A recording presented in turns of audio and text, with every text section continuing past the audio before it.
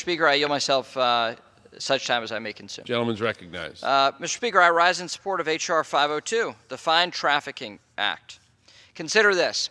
In 2017, more than 47,000 Americans died from opioid overdoses alone.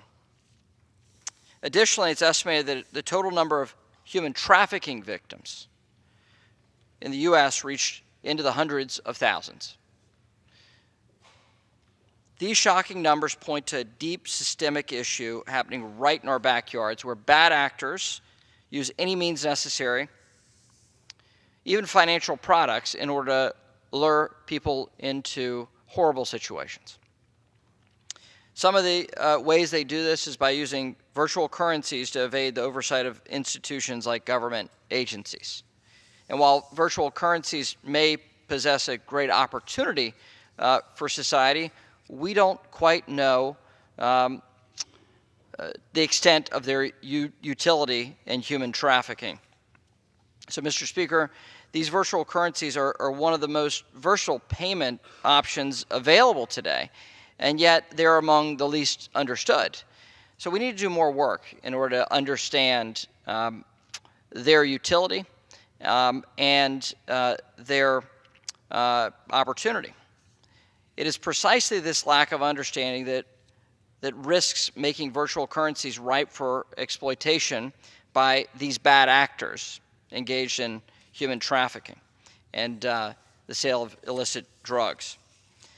In 2017, the National Drug Assessment, the Drug Enforcement Administration's concluded that the transnational criminal organizations are increasingly using virtual currencies for illicit activities, including drug trafficking.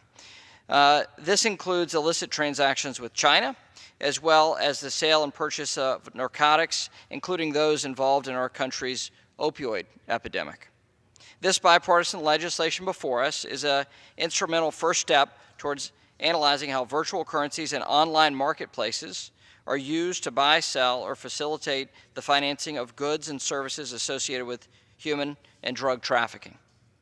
By directing the Government Accountability Office to study how virtual currencies are linked to the supply chain of drugs and human trafficking, this bill will give lawmakers insight in how to sever that link.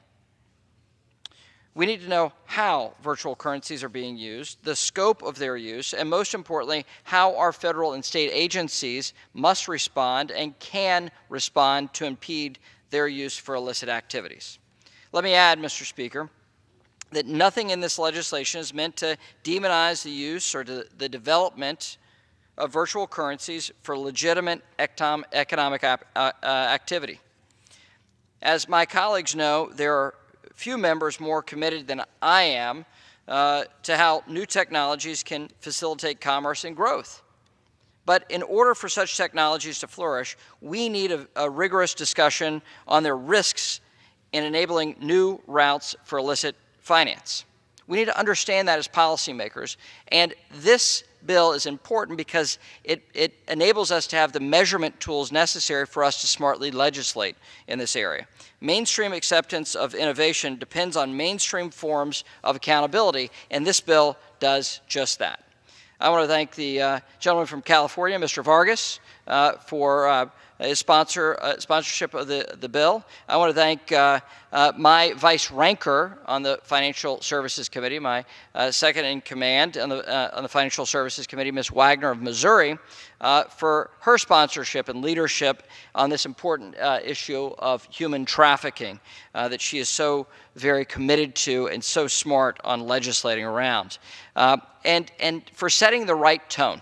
I want to thank you both for setting the right tone for our committee jurisdiction and smart legislating and reaching across the aisle. I know they will continue to lead the fight against trafficking as members of the House Financial Services Committee of this Congress, as they have in previous years as well.